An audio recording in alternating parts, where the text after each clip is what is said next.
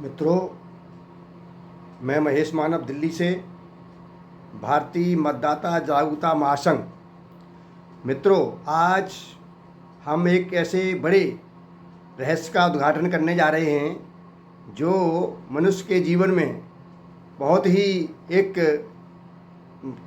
कल्पनाशील है, जो हर कोई इस बात पर गहराई से चिंतन करता है और हजारों साल से, लाखों साल से इस पर बहुत ही शास्त्रार्थ विचार विमर्श होते रहे हैं। वो है स्वर्ग और नरक। मित्रों, हमारे कुछ धार्मिक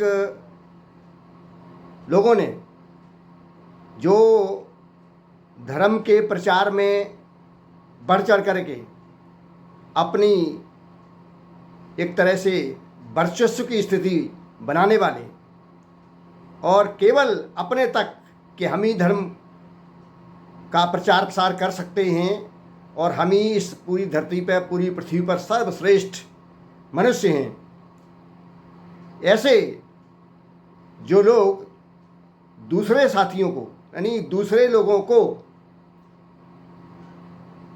आप खुद समझ रहे होंगे कि हजारों साल से स्वर्ग में पहुंचाने वाले लोगों को स्वर्ग का एक लालच देने वाले लोग स्वयं नरक में हैं। आप इस वीडियो को बड़ी गहराई से देखते रहिए। ये बहुत महत्वपूर्ण विषय है कि मनुष्य जिंदगी में स्वर्ग नरक की कल्पना करता है। तो स्वर्ग नरक क्या है? तो जो लोग दूसरों को स्वर्ग में पहुंचाने का एक विभिन्न प्रकार का अभियान चलाते हैं, वो स्वयं नरक में कैसे हैं? जैसे जो लोग अपनी जात से हटके या अपनी जात में ही दूसरों को छोटा समझना, दूसरों को नीचा समझना और दूसरों का काम वाला समझना और अपने बराबर न समझना, तो ऐसे लोगों को उन्होंने स्वर्ग और का लालच देकर और नरक का डर देकर के विभिन्न तरीकों से ठगा और ठगने का प्रयास कर रहे हैं और गुमराह करने का प्रयास कर रहे हैं। उन भोले भाले लोगों को धार्मिक आडंबरों के माध्यम से ठगने का लगातार कार्यक्रम चला रहे हैं। वो लोग स्वयं ही इसी जीवन में नरक में हैं। कैसे हैं? कि जो बराबर का दर्जा नहीं देते थे, बैठने नहीं देते थे बराबर, और बराबर उनका अधिकार शिक्षा का और ब्रह्म ज्ञान का या ईश्वरीय ज्ञान का जिन्होंने एक अवसर नहीं दिया था, अब वही लोग, जो लोग बराबर नहीं बैठते थे, बराबर सम्मान नहीं मिलता था, बराबर पढ़ते नहीं थे और बराबर किसी भी कार्यक्रम को शास्त्रार्थ में हिस्सा लेने का उनको अधिकार नहीं था, ऐसे लोग आज सभी जगह श्रेष्ठ जगहों पर पहुंच रहे हैं। चाहे वो धार्मिक क्षेत्र हो, चाहे वो आपका आध्यात्मिक मसला हो, चाहे वो वैज्ञानिक मसला हो, चाहे राजनीतिक मसला हो, चाहे सामाजिक मसला हो, चाहे शैक्षणिक मसला हो, चाहे कानूनी मसला हो, वो सभी लोग सबसे अधिक जो प्रतिभाशाली हैं वो सामने आ रहे हैं और राष्ट्रीय नहीं अंतर्राष्ट्रीय स्तर पर सामने आ रहे हैं। तो ऐसे लोगों को देखकर जिन लोगों के प्रति वो द्वेष भावना रखते थे, स्वर्ग में पहुंचाने वाले लोग, वो स्वयं उसी द्वेष भावना के शिकार हो करके, सबको बराबर आता देख करके और अपने से आगे जाता देख करके नरक महसूस करते हैं। ये उनके पूर्वजों ने अपनी संतानों के लिए नरक बना रखा है और जो ऐसा सोचेगा आज के समय में भी, तो वो आने वाली अपनी संतानों को निश्चित रूप में नरक में ले जाने का कार्य कर रहा है। इसलिए मित्रों, समझिए कि पाखंड, ढोंग, अंधविश्वास ये जो भी फैलाएगा और जो भी इसमें फंसेगा, वो तो निश्चित यहीं तो नरक में रहना ही रहना है उसको। और जो वास्तव में मानवीयता और मित्रता और प्रेम पूर्वक जो एक दूसरे से व्यवहार करेगा, सबका सम्मान करेगा, वही इसी जीवन में यहीं पर स्वर्ग में रहेगा और यहीं पर स्वर्ग है। और अगर होता भी है तो वो भी स्वर्ग में जाएगा, क्योंकि जो लोग धर्म के ठेके में ये बताते हैं कि हम उच्च श्रेणी के लोग हैं, हम ही धर्म का प्रचार कर सकते हैं, हम ही संस्कार कर सकते हैं और हम ही उनको मोक्ष में ले जा सकते हैं, तो उन्होंने वेद उपनिषद नहीं पढ़े हैं। हमने संस्कृत से एमए किया है, इसलिए कुछ हमको मौका मिला है इस क्षेत्र में प्रवेश करने का। तो मित्रों, आज तो बहुत सारे ध्यान के रास्ते हैं, ध्यान के बहुत ऋषि मुनि जो थोड़ा सा इशारा करके गए थे, जो शिव सूत्र हैं, शिव की 112 विधियां हैं, उनका अनुकरण करते हुए बहुत से लोगों ने आज आध्यात्म की बहुत ऊंचाइयां, धर्म की बहुत ऊंचाइयां हासिल की हैं। इसलिए मित्रों, एक वेदों में का निचोड़ है अच्छी चीज़ों का उपनिषद। उन उपनिषदों में सर्वश्रेष्ठ उपनिषद आता है ईशोपनिषद। उस ईशोपनिषद का पहला ही श्लोक है, ओम ईशावास्यम इदम सर्वम यद किंच जगत्याम जगत तेन त्यक्तेन भुंजीथा माँ गृदा कस्मिंश्चित्। इसका अर्थ है इस संसार में जो कुछ भी है उसमें ईश्वर का वास है, और इसलिए प्रत्येक वस्तु का त्याग पूर्वक उपभोग और उपयोग करें।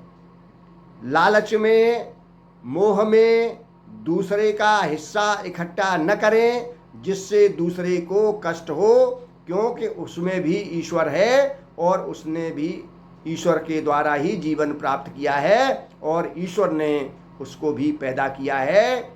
जो तुलसीदास भी कहते हैं, हर व्यापक सर्वत्र समाना, सिया राम मैं सब जग जानी, ईश्वर अंश जीव अविनाशी। और जो जो उन्होंने कहा है ये स्पष्ट करता है कि कण कण में ईश्वर है। यही पैगंबर साहब ने बताया है, यही ईसा मसीह ने बताया है अपने अपने संप्रदायों के बारे में, और यही गुरु नानक साहब ने यही बताया है कि वही है सब कुछ और उसके अलावा कुछ नहीं है, वही सत्य है। बाहे गुरु का खालसा और बाहे गुरु की फतेह, तो जर्रे जर्रे में खुदा का नूर है। तो ये ऊंचा नीचा छोटा बड़ा कहाँ से हो गया? तो ये लोगों ने जो अंधविश्वास पाखंड फैलाया था, दूसरों को गुमराह करना, ठगना, धोखाधड़ी करना, वो आज स्वयं नरक में हैं।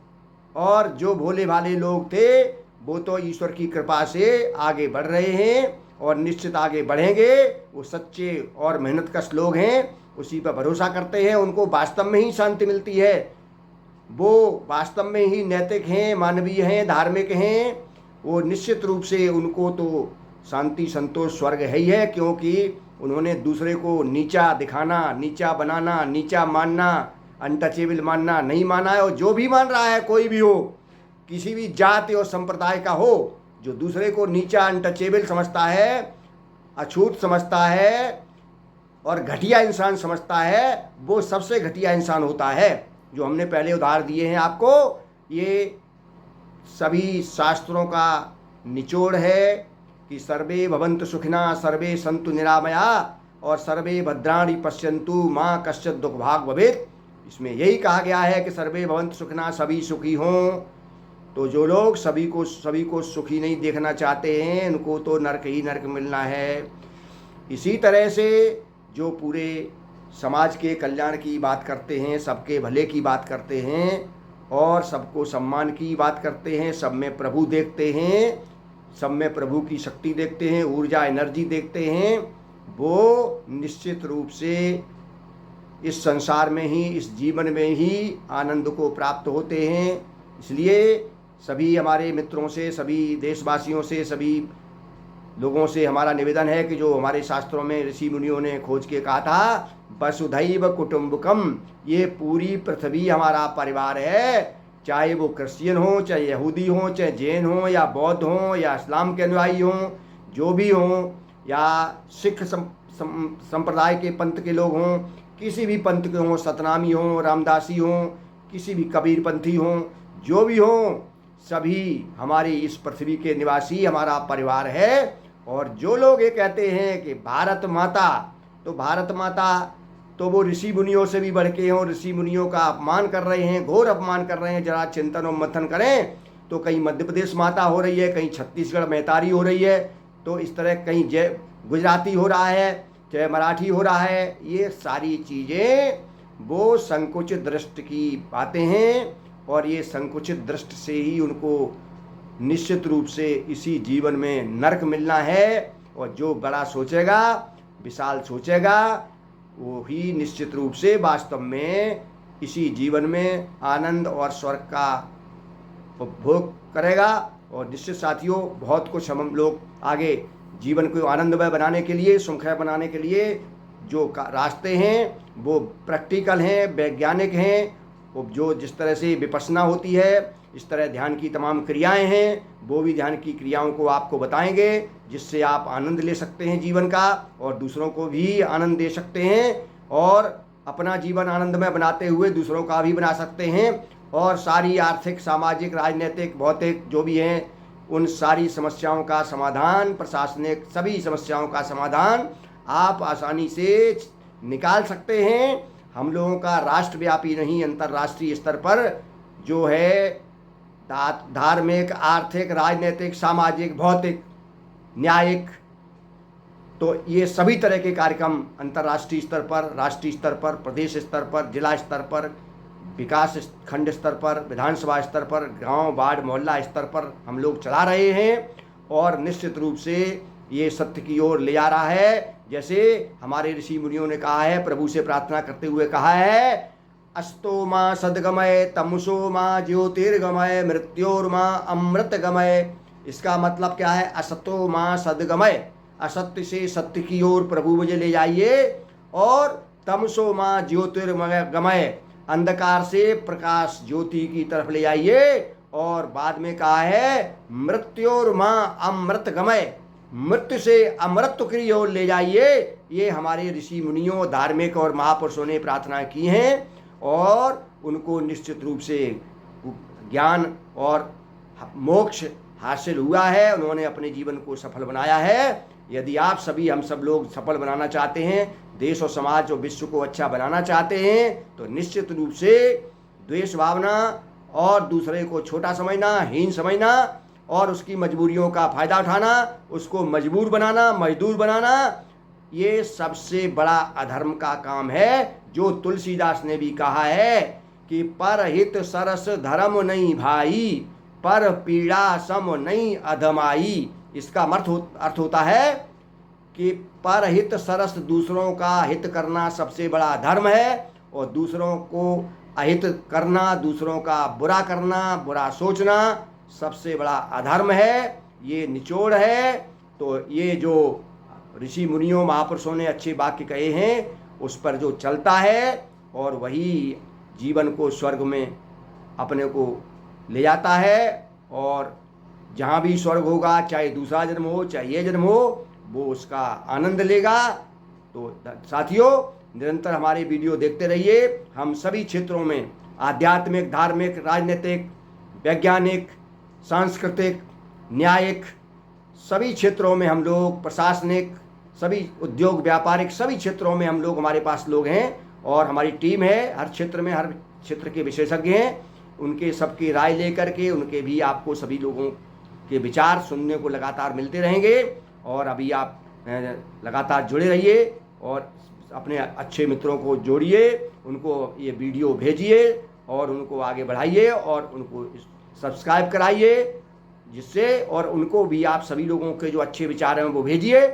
और निश्चित रूप से अच्छे आप सब लोगों के सुझाव विचार मिल करके इस जीवन को, अपने को, समाज को, परिवार को, मित्रों को, देश को और दुनिया को अच्छा बनाने में अपना सहयोग देंगे और दे रहे हैं।